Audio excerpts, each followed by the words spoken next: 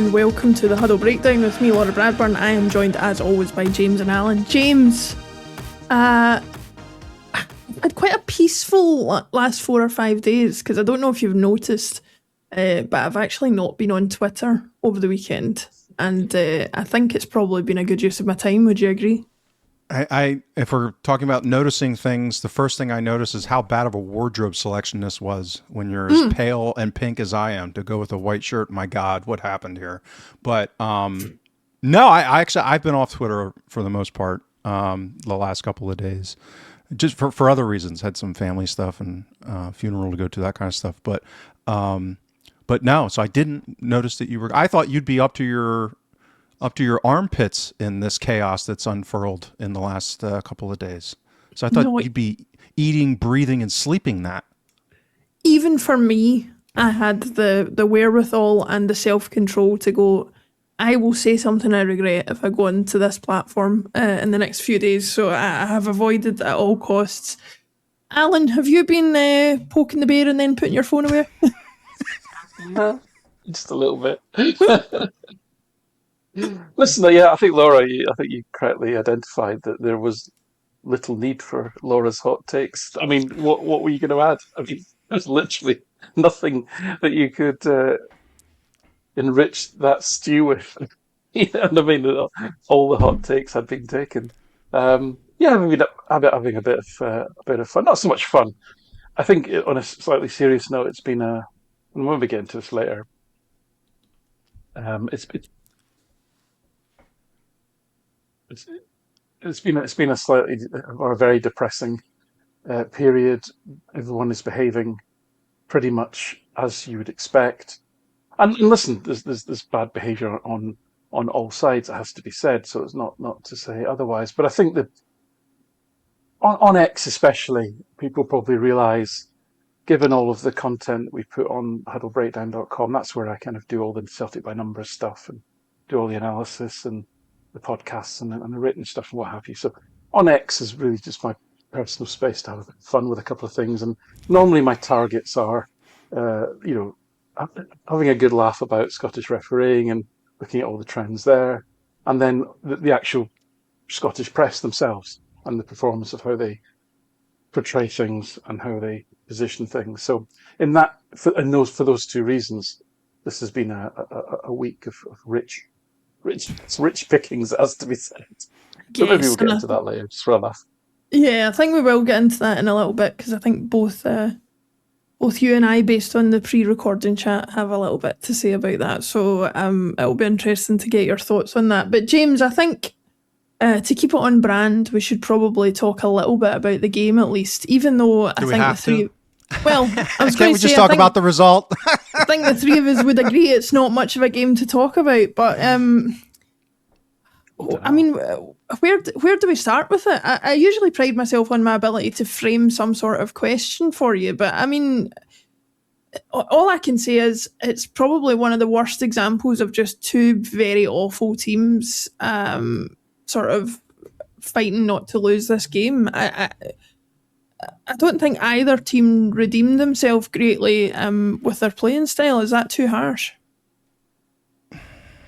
Again, let's just talk about the result, because my analysis coming out of this is not going to be well received. And it's such a fun result in the sense of my expectations coming through this gauntlet of 4 away games, and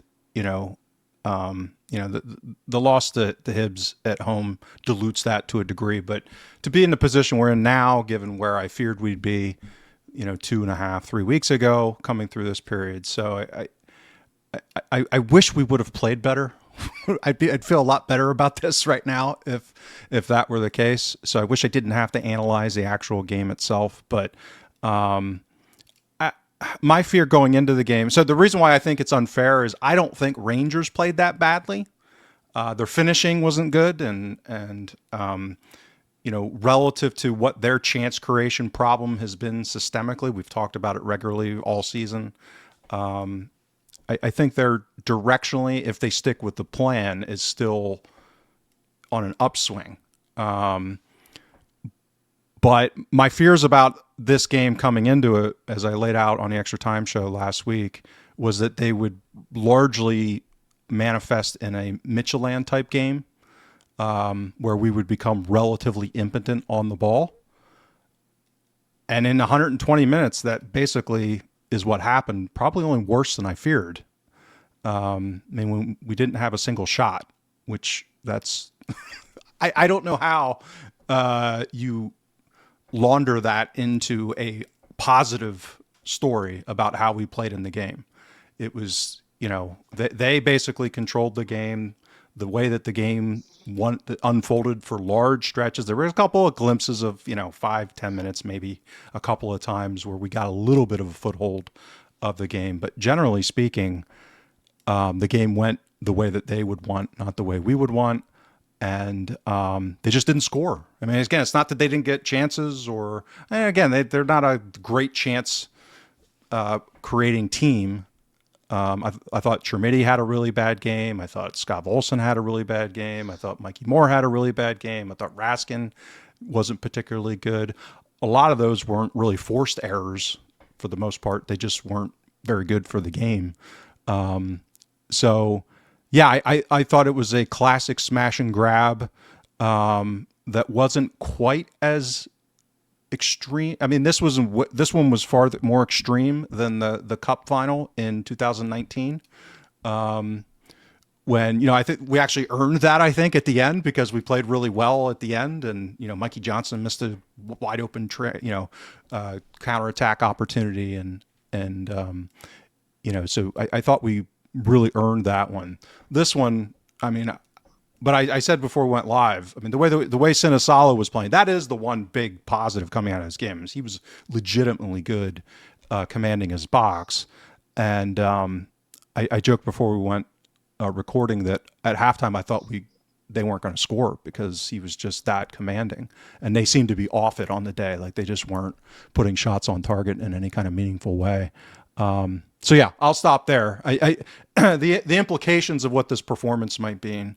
The result's huge. Actually, again, in our chat area, I said this is a huge game because if we can get through this and we can get to the Europa League the Scottish Cup final and win it, then that worst case, even if the league ends up going diabolically, means Europa League next season, and that is a big deal from a club planning perspective heading into next season. So that is huge, and so just getting the win is a big deal. It's what does this performance maybe portend for the next 9 league games? Yeah, I think that's a good place to pick it up, Alan. Is I guess the thing to ask you off the back of what James has said there is, do we just put to bed the idea that we're going to see any good performances between now and the end of the season and just cross our fingers that the results will still go our way? Yeah, absolutely. I've almost at the point where me wishing that we'd play better is just a complete waste of everybody's time. Me explaining why it was a poor performance is kind of redundant. This isn't the way it's going to be, clearly. Now, I suspect we've seen quite a difference between how Celtic play home games against teams maybe lower down the league versus tricky away games. The way that we played on Sunday I'll be honest with you, made no sense to me at all. I could not understand what it was we were trying to do at any level. And that's not good. Joking aside, and I'll come to the implications of this in a second, because I think it is very important. Is to say that really is that what is the point of Sinisalo and Trusty and Scales and Arthur passing the ball about to each other from goal kicks to then just wait for Sinisalo to hammer it up the pitch to 3 forwards who are not going to win any headed duels at all, and because they've kicked it from the 6-yard box to just over the halfway line, the small, physically unimposing, slow 3 central midfielders are going to be nowhere near picking up any second balls, which they virtually didn't throughout the whole match. What is the point of that? Why do that? There is no utility to that whatsoever. I mean, at least from a goal kick or the the ball in Sinisalo's hands, push everyone up to halfway, compress the field, launch it up there, and just hope for the best. They're better odds. They're much better odds. The ball may fall to one of your players. They might. It's never going to happen by this kind of stretching the game. Why would you stretch the game when none of your central midfielders can run? Why would you do that? When none of your strikers can win an aerial duel, get a flick on. I mean, barely. They had a couple. But then who's running past them? Is Tati going to run 60 yards past them? McCowan? Why of all the players available to you would you have McCowan as your number 6? He's literally the worst player of all the players available to you. He is the worst choice to put in that position, and it nearly cost 2 goals in the first 5 minutes because of that. So none of that made any sense to me at all. I understand Scales playing over Sriracha. That was just a get another big lad on the pitch call. Fair enough. They're a big physical team. The only way they were going to score was from a corner or a set piece. It's the only way. I mean, the 2 saves that Sinisalo did have weren't even, I mean, you could barely call them shots. One was a looped, the ball hit Raskin in the box from a corner, it looped up in the air, and Sinisalo caught it, and then there was a shot from like 30 yards out at an angle that he just had to kind of field, really. So they were dreadful in the final third, they really were. But you cannot, I mean, even at a depleted Celtic side, you would think you would set up a game plan, realising the extent to which the side was depleted, and at least be difficult to play against. Because Celtic weren't difficult to play against. I mean, 24 shots tells you that. The fact that the opposition are utterly inept in the final third, and has a striker who can have 9 shots and not score, that's just good fortune. It's good variance, really. So that's not going to go away, and that's not going to change. In amongst all that, some terrific defensive performances. I mean, Trusty's performance was for the ages, really. I mean, 8 blocked shots. The most blocked shots that Celtic had in the records I have, which go back to 2014, is 11 as a team. For the whole team, the most he'd ever blocked was 11. Trusty blocked 8 on his own. But have a look at the stat pack for those of you that are members at huddlebreakdown.com. He kind of, was outstanding on a bunch of other defensive metrics as well, including just passing. He's passing the ball from one Celtic player to another, which was a rare enough event in itself. Scales had a couple of horrendous moments, but generally didn't get exposed as he could have done on the right by their right-sided attack. He did pretty well. Arthur had some dodgy moments, but he stuck in there. Dane Murray came on and got his body in the way and headed it away and all that good stuff. Araujo kept battling away. So all the defenders did well. And Sinisalo was outstanding, without having to make any saves of any note at all. So this wasn't, James mentioned 2019 League Cup final. This wasn't that. Fraser Forster made 7 saves in that match, including a penalty, many of them outstanding. Sinisalo didn't have to do any of that. But what he did do was actually the more difficult technical stuff that a goalkeeper has to do, which is decision-making on when to come, when to go, when to come, at what speed, which body part to use. I mean, he was headers outside the box, punching from the edge of his box. The number of high balls that he took in the box under severe pressure. Again, decision-making, athleticism, execution, bravery, communication. Brilliant. All of those things. He was absolutely outstanding. Didn't have to make a particular save. His distribution was average at best, not great really. But then again, you're trying to hit, I don't know, Maeda up against Fernandez. I mean, what are you going to do? And then to cap it all off, he didn't save a shot in the penalty shootout. But what he did do is he absolutely bossed that penalty area. He owned that shootout. He was in every single player's ear. Every single player's ear. He secured the ball after every one of their kicks to make sure that when one of the Celtic players came up to take the penalty kick, it was a friendly face giving them the ball, making them feel secure. No one was messing with their heads. He owned that. He nearly got to two of them. He was outstanding, and the confidence that showed. And he didn't do it in an emotional way. He did it in a calculated, cold, assassin way. I thought he was hugely impressive. And if he isn't dropped for Schmeichel after that, I don't know what we're going to do. I really don't. We should maybe start calling him Assassin Sinisalo. I was trying to figure that out in my head.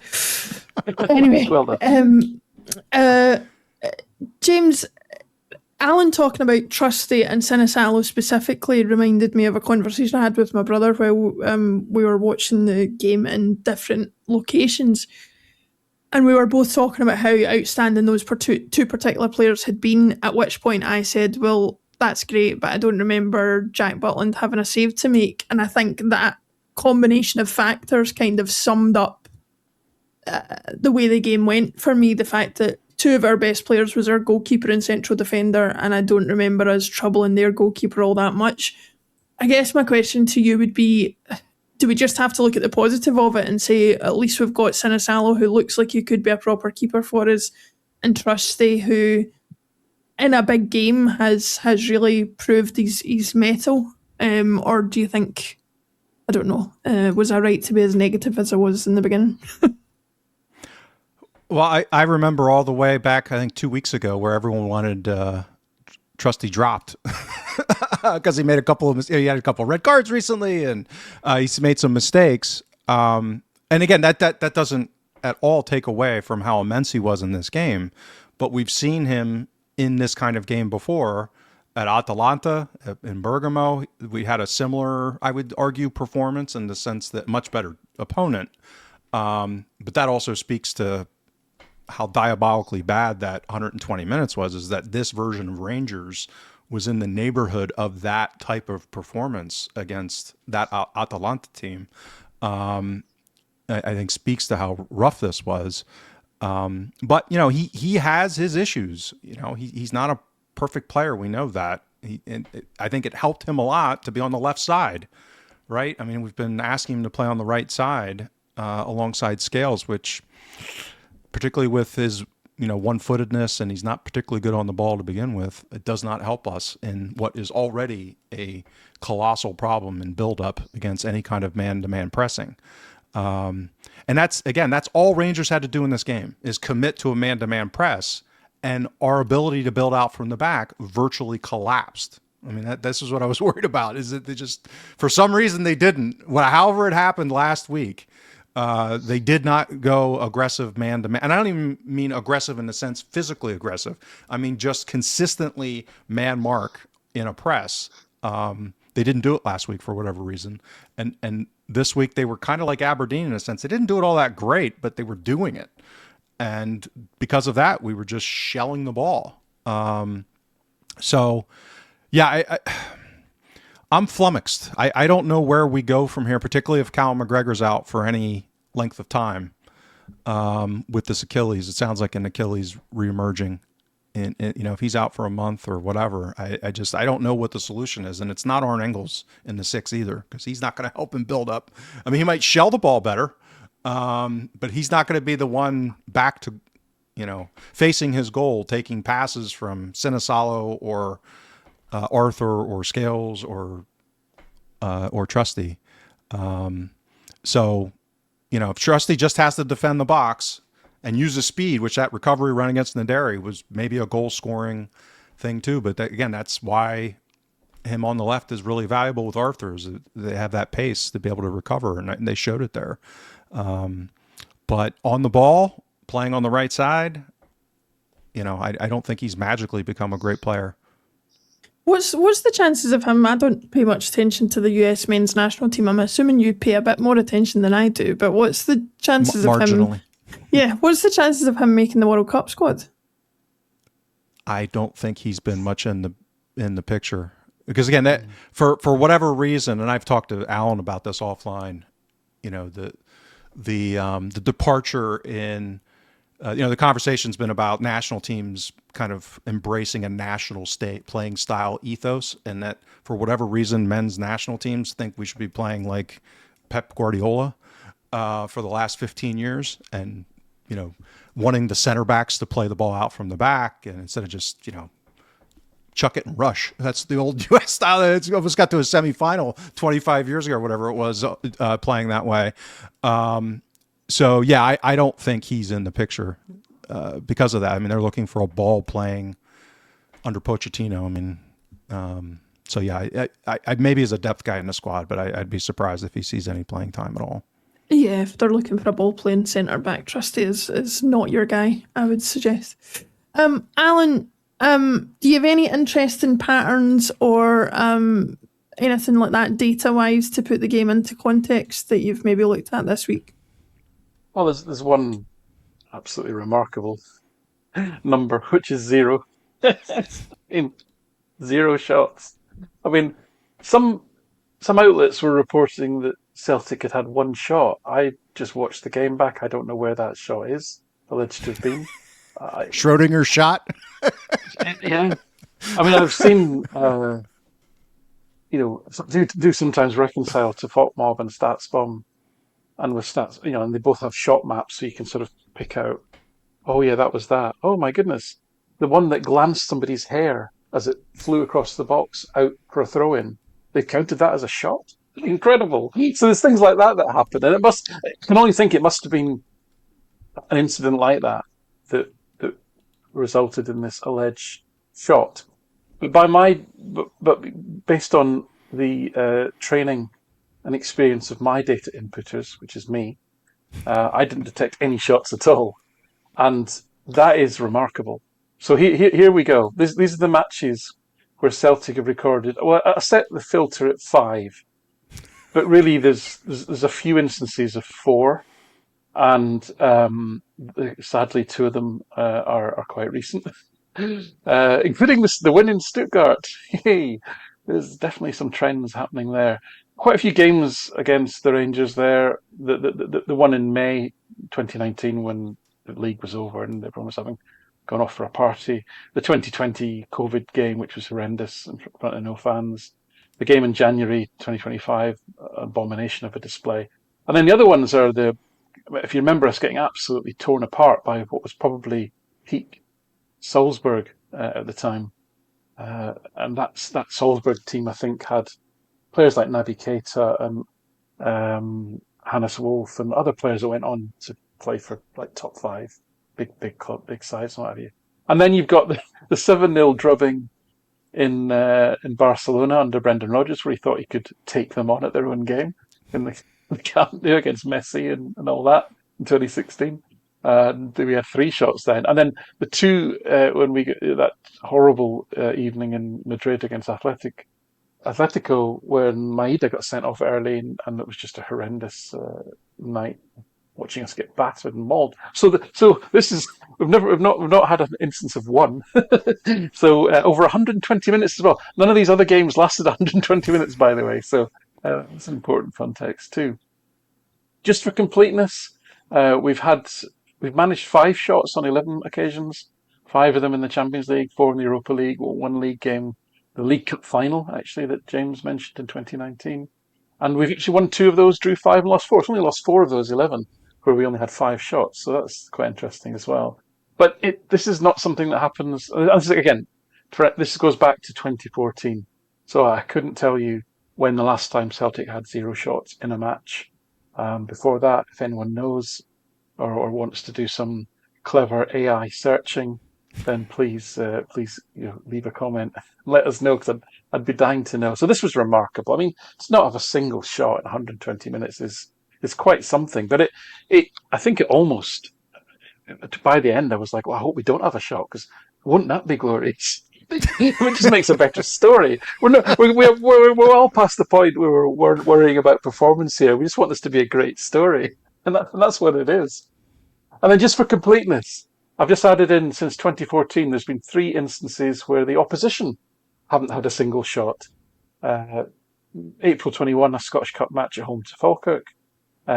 End of May, game against Aberdeen, who I remember turning up at the last game of the season. I think it might have been, trophy day or what have you, and they were appalling, and we won 5-0. And then a game in December, Livingston came just to defend, sat behind the ball and lost 2-0 and didn't have a single shot. So it doesn't happen very often, even against Celtic. So this is just stunning. But I think it just makes it just all the more enjoyable. There was a bunch. I did go through all the stats and compare them to um, all the historical match data I've got, and there was no other one that was the most or the least. But there were a few that were close, like just little things like the number of clearances, the number of times we just shelled the ball out of our penalty area. That was in the top 3 or 4 of all time. Our passes per defensive action, Celtic only managed just over 4. I mean, that's right up there, probably top 10 of least number of passes that we've managed in a game and all that. So, yeah, absolutely remarkable. But I just want to touch on and just to get James's view as well, really, on where we think this leaves us this season, really. Because I think it's a really important game. I do trust my instincts on how I felt about things sometimes, because I'm old. And the aftermath of this game, the thing that I found floating about in my head was how I felt the night that Rangers drew in Malmo under Ali McCoist, just before they went into administration and then liquidation. Yep. Because I knew that night. Which did happen. That did happen. Yeah. Yeah. I knew that night that they drew in Malmo and went out of the Champions League qualifier. I knew that they were finished. And I remember how I felt. I remember where I was. And I felt a little bit like that. Now, before anyone gets excited, I am not saying this club is going to go bust or anything like that. I'm not saying that. But I do wonder how close we are to this American project, these unknown investors that Andrew Kavanagh fronts up. I do wonder how close we are to that being quite severely wounded. Because I think they really pushed the boat out in January. I think they probably spent more money on players than we expected. Is that fair, James? Yeah. Probably. Yeah. Not once I got some information that Kavanagh threw some extra money in, but they definitely are chasing the league. Yes. I don't think there's any doubt about that. Yeah. My well-sourced information is that the purchase was fairly heavily leveraged, so there's borrowing sitting behind all this. We don't know who the investors are, but ultimately, as I've said many times, they want to be successful. They want to win football matches. Of course they do. They want to get in the Champions League. All that is absolutely true. But ultimately, they want to make money, and I think they felt that sensibly, actually, this is the last season that a Scottish club has probably got a reasonable chance of getting into the Champions League because of follow Gavin, follow Scotland's coefficient. He lays it all out in great detail, all explained. Next season, the winners go into qualifying round 3 again. But after that, after next season, you're down to 3 qualifiers. If you remember those days under Neil Lennon, when we go to Gothenburg and under Rodgers too, and then go to all these places, right? And Celtic's position in Europe and strength against these teams is a lot lesser now than it was in those days. So the chances of qualifying for the Champions League after this season are very slim, or slim. They're quite low. Whereas this season, at least, if you get through that one qualifier, you can still do it. So it wasn't an irrational thing for the Americans to find some extra cash to get the Skov Olsens and so forth and the Dearys in at this point. But this is a huge blow. I think psychologically it's a huge blow to have played Celtic twice at home, to have dominated both games to such an extent, but at the same time, for the glaring weaknesses in the squad to be almost amplified by not being able to get it over the line against a severely weakened, absolute ragtag Celtic team. And I'll quote some Rangers commentators here when I say I do believe this is the worst Celtic team I've seen, I think, since the mid-90s. It really is. Just pre-Tommy Burns, really. The Hampden years, I'm thinking. This is the level of the current 11. And if you put in the 8 players that would have been first-team starters if everyone was fit, I wouldn't be having... we would be saying, okay, that's a lot stronger of a team. But as it stands at the moment, with the players that are available. So I think the psychological damage of not although they dominated the games, none of them are saying, "Oh my God, we were robbed. Oh my God, we were unlucky." They're all saying, oh my God, we've spent all this money and look what we've got. We don't have the quality or the experience or the whatever you want to call it to overcome this Celtic team, which is clearly at its lowest ebb. Now, of course, they can still win the league. That is still feasible. And I think there will be many, many twists and turns to come as these teams play each other, and Hibs and Falkirk and Motherwell. They may not win the league, but they'll have a lot to say about it. I'm not making any grand predictions here, but I just think we're quite close. We could be on a bit of a tipping point here for this project. And the other factor, of course, from Andrew Kavanagh's point of view, is if he was ever in any doubt as to the nature of the brand that him and his investors have bought into, he is under no doubt now after the performance of the Ibrox crowd on Sunday. And how that sits with his values, with his investors' values, with the York family who own the 49ers' values, is an interesting question, and one I'm sure the Scottish journalists will be all over in trying to establish. So I think this was a very, very bad day for them, a very black day for them, for many reasons. I'm not getting over giddy, not suggesting administration or anything like that. I'm not saying that. We're talking about, the efficacy of this project, how it looks going forward, the prospects for it.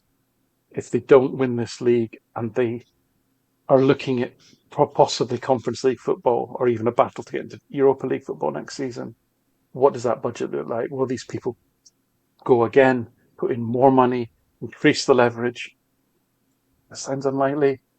And therefore, what does that look like? Does it mean cost cutting? What does that squad then look like? Because this is no club in Scottish football history has had a net spend as high as what they have this season. No club. Celtic have never spent on a net basis over a season on transfers as much money as they have.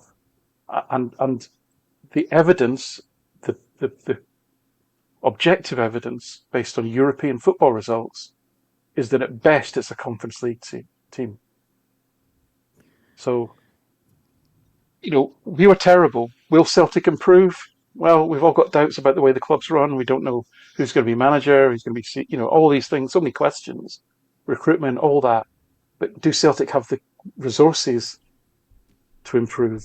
And do they have the injured players to come back to improve? Yes, absolutely. I mean, it would be astonishing if Celtic were as weak in September as they are today. I mean, it would be unforgivable, actually. I'd go up to bloody Glasgow myself at the pitchfork if that was the case. So yeah, I just think I'm not trying to be over dramatic. I'm just telling you how I feel. But I think this was an interesting, not say a turning point, but I just think it's on a bit of a knife edge for them now.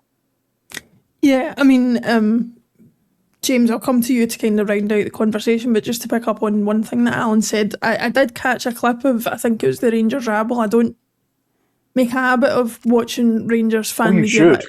But it's hilarious. But I did catch a bit of it, and to be fair to them, like you said, they weren't looking outward, they were looking inward. They did say, this was a team where Tierney and McGregor, who have played regularly this season, were not there. On top of that, no Johnston, no Carter Vickers, no Jota. They had no better opportunity to beat us, considering all the signings and stuff they have and the weak spot that we find ourselves in, than Sunday, and they still couldn't do it. And I think they themselves are starting to question, what the end point is for this project. But Alan, I'll come back to you on that discussion about the post-match shenanigans, to put it that way. But James, just to round out the conversation on the match itself and the remainder of the season, where does the result leave us, and where does, more importantly, perhaps the performance leave us in terms of what you expect to see from us for the rest of the season? Boy, I mean, that's I think more of the same. I think the flying by the seat of our pants, largely reactive to how the opposition sets up against us. If they're at a let's say basically any of the top 6 teams, if they come out and set up the way Aberdeen did, I think it's going to be a coin flip type of game, whether even at home at this point. I mean, I just don't see us, given what we're getting out of the January recruits and with McGregor being out and then maybe Engels coming back. But, again, it's unreasonable to Engels to think he's going to be out for this length of time and just come right back in and be up, fully fit and match fit and sharp. And then, oh, yeah, by the way, you're now the metronome in the middle of the midfield and you've got to be the guy who's playing the single number 6 and be responsible for everything. It's like, okay, well, that's fair to him. So yeah, I think that's kind of where we're at. And I hope that Rangers are rattled. I hope that a lot of the stuff that Alan referenced and the craziness around them coming out of this game impacts their decision making. Because I think if you look, they have, for example, this stuff happens, right? I went back because I was just looking through a lot of the same stuff that Alan was looking back at, historical comps, games that were this kind of weird. And I came across Edouard in Ange's first season when we lost to Rangers in the Cup 2-1 on that cross to what's his face, that guy I forget his name, the winger that they had for a while, this fast guy, that Edouard had over 2 in XG that game, or not Edouard. Who was, I forget it was, but we had a striker. I'm sorry, that was in the 2020 season. I'm sorry, it was in the Cup in the 2021 season. He had over 2 in XG when we lost 2-0 to them. I'm sorry, that was the one I was looking at, and didn't score, and basically had almost no XG on post shot XG. So, they had over 5 in XG against Livingston and tied 2-2. Livingston basically scored on 2 out of 3 shots, right? This is football. It happens, right? These are the crazy games that happen. And sometimes they cluster. Like our strikers suddenly not being able to hit shots from 6 feet away for 4 games in a row back in December, right? Things cluster like this. And if you overreact and you don't, stick with the plan. So I hope they deviate, because I think that the direction that they're going in with this 4-2-2-2 and the depth that they've got now, particularly with Barron coming back, gives them a little more depth in midfield. But this is the whole point. We're down to these 9 games. Anything can happen in these one-off games. So they can have a couple of games like Livingston where they completely obliterate a team and draw. And we can get obliterated like we just did, and when this would have been a draw, obviously, in a regular game, and still pick up points. So this is where we're at. But I see Rangers having, if they stick with it, and they may not, because again, it's a mess now. They have this mess. They have all this risk now that's piling up because of the emotional aspects that take place. So if they deviate from what they're doing, which would only be human to a degree. But yeah, I don't see our plan. I don't see they have a plan. It's not perfect. They have imperfect players, but they have more depth than we do, and they have a plan, and we don't. And our depth is, not there. So, and it's only 1 point. So, I mean, the people that should be most joyed about all of this are Hearts, because, and that's ultimately going to be my big dismay. If somehow Derek McInnes wins this league doing what he's doing, it's just going to be an abomination. But that's where we're at. Yeah, we are in some sort of weird parallel universe where Derek McInnes might become a league-winning manager, but let's not counter chickens too early. There's still time. James was talking about not knowing what the plan is. In terms of plans, I don't think the Union Bears had much of a plan either at the weekend. Certainly didn't look like it. Apart from their nice little masks and blue hoods, they did look very Smurf-like. I thought it was quite nice. But Alan, one thing that's struck me, and I don't know why in my 37 years on this planet I continue to be surprised, but we have been lumped in with the behaviour of some less than salubrious members of society after the game at the weekend. Now, for anybody who didn't see the end of the game, obviously we won the penalty shootout. The Celtic fans in the Broomloan end got a little bit overzealous with their celebrating, and some of them did end up on the pitch. They were doing the usual, celebrating and maybe goading the crowd a little bit, but nothing that I would say was overtly aggressive. A small clutch of what looked like Union Bears members tried to entice other Rangers fans onto the pitch, which did not happen. And then there looked like there was an alleged incident between a Rangers supporter and a coaching staff member at Celtic, which then sparked more Rangers fans entering the pitch, and what looked like an aggressive sort of stampede of Rangers supporters towards the Celtic end. Police kind of sort of guarded the Celtic end, for want of a better phrase, and sort of kept things at bay, thankfully. And as I'm talking to you now, I'm not aware of any reports of serious injuries. I'm sure there were arrests, although again I don't have that factual information to hand. Alan, it just frustrates me because Celtic fans are no angels. I mean, the three of us know this ad nauseum from being on social media, that, you know, there are plenty of less than likeable characters amongst our own support. But what frustrates me most about it is that on Sunday, I felt the aggression was only coming from one side of the divide. And yet, to read the Scottish media, you would think it was equally shared. I mean, what's your impression of what you saw and how it's been covered subsequently? Yeah, I suppose I take an interest in the coverage really more than anything, because unfortunately, you're mainly young men, as to be said, at football matches can be, to use James's word, moronic, and misbehave. I wouldn't. Let's be. We should be unequivocal. Nobody should be going onto the pitch.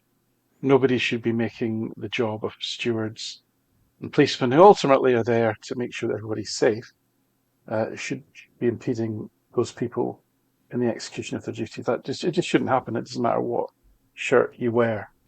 If people have been breaking into the ground, if there's overcrowding in sections because people are not sitting where they should do or not standing where they should do, that again causes issues. And these are real problems. I mean, I'm old enough to live through the Bradford fire and Hillsborough, etc., and here in Sheffield, a bit more intimately, actually.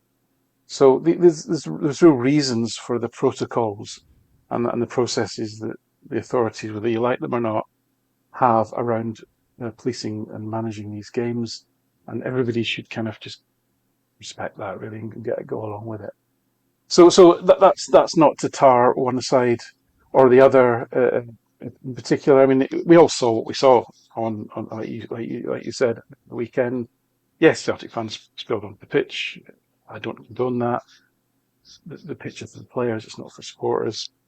Dunfermline fans had done the same after their incredibly straightforward victory over Aberdeen the other night, but Aberdeen fans didn't feel the need to respond by storming down the pitch to confront anybody.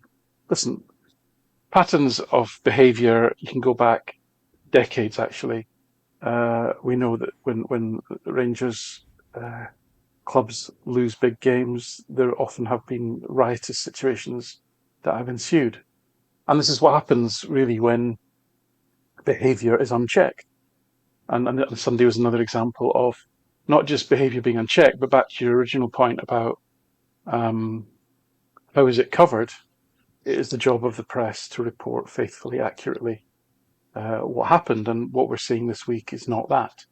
It's a old firming. It's a false equivalence, and all then just get degenerated into waterbutery, which means that the press can then turn and go, look at them. They're just blaming each other. They're as bad as each other. But there is only one football ground that I know of, maybe in the world, I don't know, certainly in Scotland, probably in Europe, where it is a safe space for you to go every other Saturday and for the vast majority of the crowd in that stadium to sing anti-Irish racist chants and anti-Catholic sectarian chants. I don't know of any other stadium where that is not just tolerated, but indulged. Indulged, why? Because it passes without censure by local authorities. In 2006, I think it was, UEFA said, in response to discriminatory and racist chanting by Rangers fans, well, if the SFA aren't prepared to do anything about it, why should we? It's obviously accepted as normal in the context of Scotland. And that is actually the core of the problem. It is accepted as normal, and it is reported as normal in that it's ignored because it's not seen as an issue. And the question of why it's not seen as an issue by editors and senior journalists and reporters and TV in Scotland is perhaps the most important question here. Why is this seen as normal? I live in England. I've lived in Scotland for over 40 years. I find it incredible. I mean, if this was going on in an English football stadium, if an English football club was singing F the Pope or telling people of a particular heritage to go home, who are citizens of this country, to go home, if that were happening in an English football stadium, there would be government inquiries, there would be hell to pay. It'd be on the front page, not the back page, it'd be on the front page of newspapers. But in Scotland, it seems that it's just normal, it's fine, you just kind of get on with it. And that is the problem. And you're never going to change the behaviour of the citizens at Ibrox because they don't see they're doing anything wrong, because no one tells them they're doing anything wrong. So they think it's fine. They think racism is fine. And by the way, as certain Rangers players over the years have found out, thinking about Maurice Edu, Goldson, where one form of racism is allowed to flourish, others will be sure to follow, by the way, because it's acceptable behaviour according to the norms of the society in which they operate and within the governance structures in which they operate, which is what the football authorities are there to look at. This is an extraordinary situation, and as again, I consider myself an outsider in the sense that I don't live there, and I look upon it and I look at it and I go, this is honestly extraordinary. I don't know where else this would be tolerated. And of course, once you allow that sort of behaviour, then the entitlement to riot, to throw flares into a stand full of people, etc., to attack the Celtic coach and so forth. That's fine, because where are the boundaries? Where's the consequence? There isn't any. But for me, these people aren't going to change. It's cultural. It's they believe they're right. It's ingrained. It's hardwired, frankly. But it's the neutrals, I suppose, the ones that call themselves the neutrals who don't call it out, and it's the people whose job it is to report faithfully and accurately what's happening that need calling out as well, because they shouldn't have this hardwiring, this same hardwiring. And until you don't fix that or address that, then all other forms of antisocial behaviour are kind of secondary in a sense, and be a flesh. And again, that's not to excuse the behaviour of Celtic fans or any other fans who, as I say, who run onto the pitch, who throw flares at people, or who attack stewards or whatever. But this is a clearly serious cultural problem. Yeah, James. As James says, as Alan says, we are not sitting here expecting Celtic fans to be allowed to behave in the way that other fans do. The behaviour that we're talking about should be condemned no matter who commits it, whether it's going onto the pitch, whether it's damaging and vandalising property that is not yours. That is unacceptable no matter what side of the divide that you fall on. But what's your impression, again, the same as Alan, but to a greater extent, looking at it from the outside as somebody who's not within that West of Scotland bubble, in terms of how ridiculous the behaviour is and how ingrained it is in our culture, it seems? Yeah, I generally stay away from these topics just because I'm not in the fishbowl, and I don't want to try and pretend as if I have any particular insight because I don't have to live it and breathe it. Um, actually, at this point, Sorry, James. That means as an intelligent person, you can apply a common sense inventory to I, it as an I activity get it. that absolutely has utility. Yeah, no, and that's why I think your observation on Mr. Kavanaugh's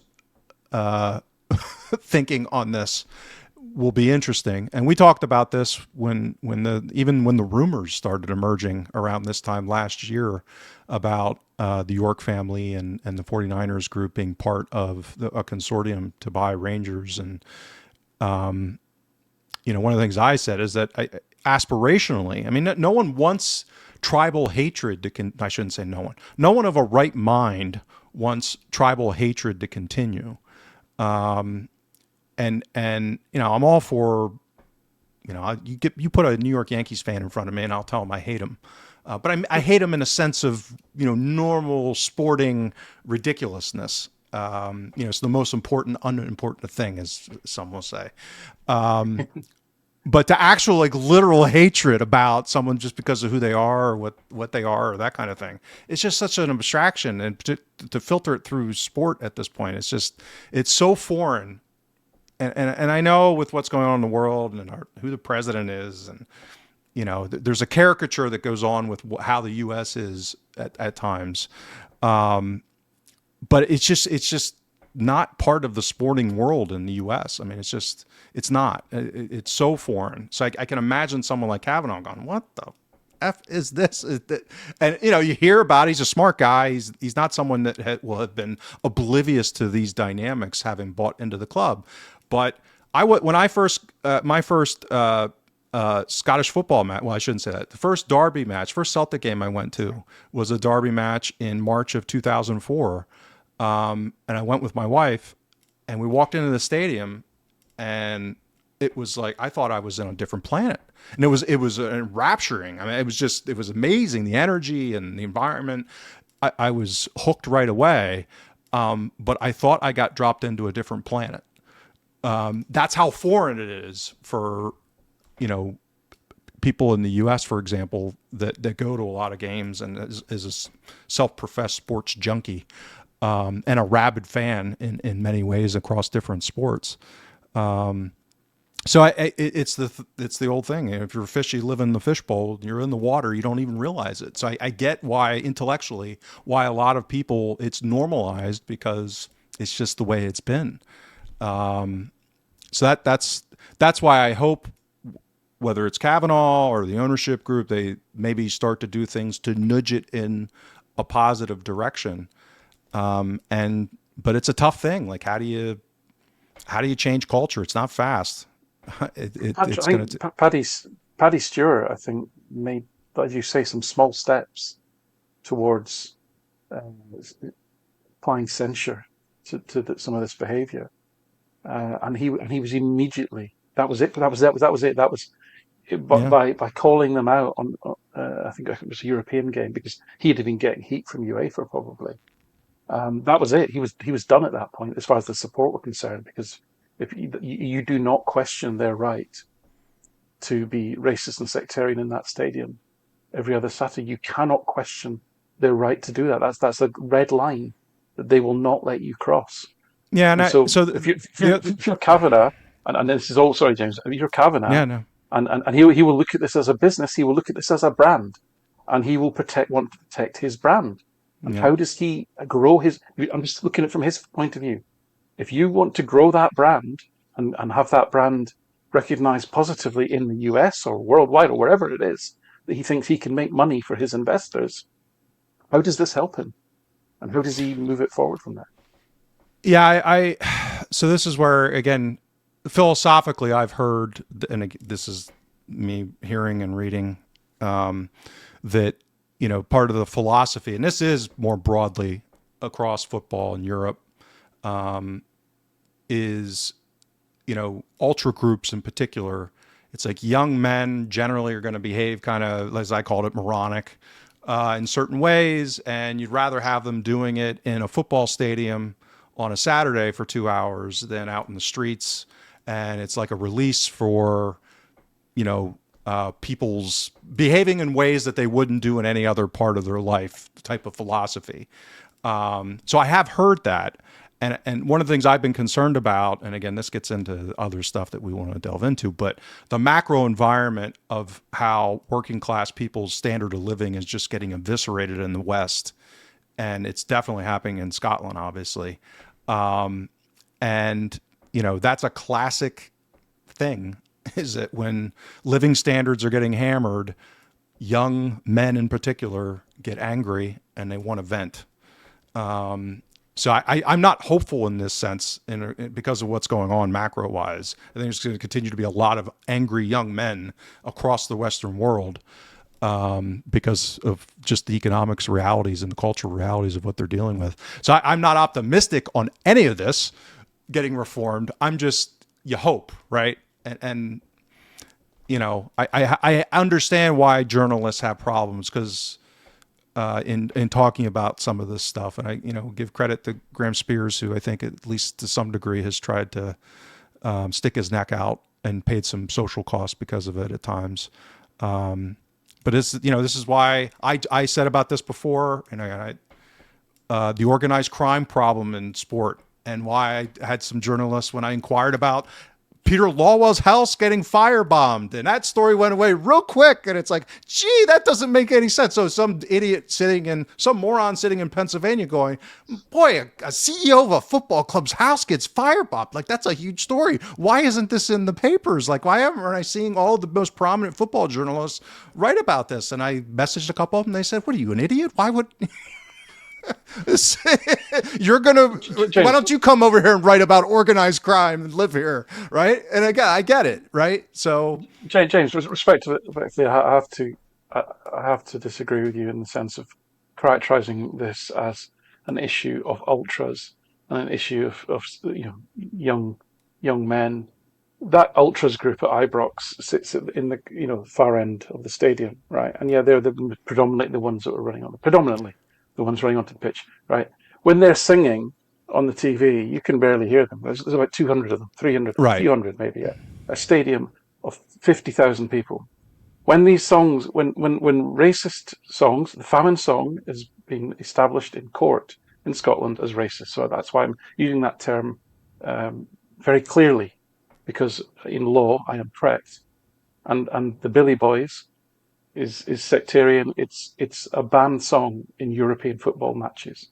You will get censured, and they have been. They're the only team in Europe to have been sanctioned multiple times for racist and discriminatory chanting. The only team in Britain to be censured more than once for that offence. Okay, so I'm not. This isn't some banter football green tinted. These are facts established by the relevant authorities. It isn't. It's 40,000 people, at least. It's most of the stadium. This isn't a socio-economic thing. This isn't a angry young men thing. This is a cultural thing. Yeah, and I get that. I'm talking about the permissiveness. And what I was referencing is more is how you get from what is, as an outsider trying to understand it intellectually, the slippery slope argument, which is if the overarching philosophy, particularly within policing around the sport, goes from, we're going to be somewhat permissive because we'd rather them do it in here for 2 hours than out there for the rest of the week kind of thing, then that's a slippery slope to permissive James, on stuff. That's what I'm getting. The guy that's been arrested for assaulting a member of the Celtic staff, allegedly, is a fairly mature guy that coaches young people's football. It's all on Facebook. This is not some little Ned, right? Right. It's a guy with seems to have a respectable job who's charged, middle-aged man by any characteristic, who's charged with a responsible job of coaching young children. Yeah, and again, that's the madness of crowds, right? So yeah, I take your point, and that's why I was trying to reference it relative to the directionally the permissiveness, and why it's so foreign to someone like me, because it's just not something that I've experienced. There is no ultra culture in the U.S. in sporting events. I mean, it's just completely. I've been to a Millwall game, and for those who don't know, Millwall have probably got, I would say, a reputation in British football for the behaviour of their fans, especially the away fans. The home fans are pretty tasty as well, I have to say. It's a characteristically legacy white lower class area in London around what was the Docklands, and of course has now all been redeveloped into Canary Wharf and all that sort of thing. But the core crowd at Millwall still comes from that particular area. I've been to home game and I've heard appalling racism directed by individuals to players on the pitch of colour and also of Irish heritage as well. It wasn't the 10,000 people in the stadium in unison. Right. Yep. And I think you have to make that distinction. And Millwall are arguably the most... English football has had historically a terrible hooliganism problem. It's all been gentrified now. We're all prawn munchers, of course. So can afford to go, etc. and all that bollocks. But yeah, Millwall would be considered one of the predominantly problematic clubs when it came to hooliganism. Other than that, there is no equivalent club in England, not at any level. Which reminds me, if anybody wants, there's a stand-up comedian who does a rather good joke about why Crystal Palace chose Brighton and Hove Albion as their rivals rather than Millwall, who are like literally just round the corner. So if you want to get an understanding of how Millwall fans are viewed, maybe look that guy up. It is quite a good one. I'll not attempt to butcher it here in front of everybody. But I mean, just to throw my twopence in, as a Celtic supporter who lives in the west of Scotland, the way that I would put it without trying to put too many noses out of joint, I know that level of caution isn't something that's usually attributed to me, but bearing in mind I have to go and face some of the people I might be referring to tomorrow, there is a difference between actively hating a group and celebrating who you are and what you are and your heritage. And I think that perhaps people need to remember that distinction when they are looking at who might be in the right and who might be in the wrong in this situation. That is as much as I'm going to say on it, though, because anybody who is listening to or watching this who lives in the west of Scotland knows that, how could I phrase it? They all come out the woodwork after a game like that on Sunday. Let's put it that way. You touched on a very important point. I think that cuts to the nub. I think of the issue here around how this is tolerated, and that is the journalist broadcaster David Tanner on TalkSport getting himself very agitated because some Celtic supporter was on the pitch at Ibrox and had blessed himself. Now, of course, you could argue football goading and what have you, but ultimately, a show of religious faith. For someone to be so excited about that, and essentially the undercurrent of what he was saying is that equates to some kind of goading and therefore almost legitimizes a violent response. What it's essentially, if you strip it all down, what it's essentially saying, and this is where it gets to the nub of it, is that for significant numbers of people in Scotland, overt displays of Catholicism and of faith, or displays of pride or celebration of Irish heritage, in their minds equals sectarianism. That in itself, those displays are seen to be or interpreted as sectarian, and therefore justifies the racist and sectarian response. And then it's an old firm problem, and they're as bad as each other. And that is what cuts to the core of this, and that is, to me, is really the nub of it. Is that what should, again, where else would a display of faith for whatever religion be interpreted in that way? It's just, again, not something I recognise in England, or would we would be called for what it is. Yeah, I think that's a fair point, and we'll leave people to discuss the matter amongst themselves after listening to this. If you want to follow what we do, you can catch up with us on thehuddlebreakdown.com, where you can sign up to our Substack. You get the exclusive Extra Time show later on in the week with Martin and the guys, where you guys will be previewing that Motherwell game at the weekend. Massive game. Yeah, absolutely massive. Unfortunately, I am missing it because of a terrible clash of diaries, and I'm going to end up being at Matilda, of all things, the theatre show. I don't know how I've managed to wangle that one, but safe to say I'll be breaking all sorts of etiquette by having the score on my phone at some point. James, what else can people expect to find on thehuddlebreakdown.com if they do choose to support us in that way? Yeah, regular analysis of not only what's going on with Celtic, but in what has become a fascinating season across the board, the league title race. We've been on it all season, really.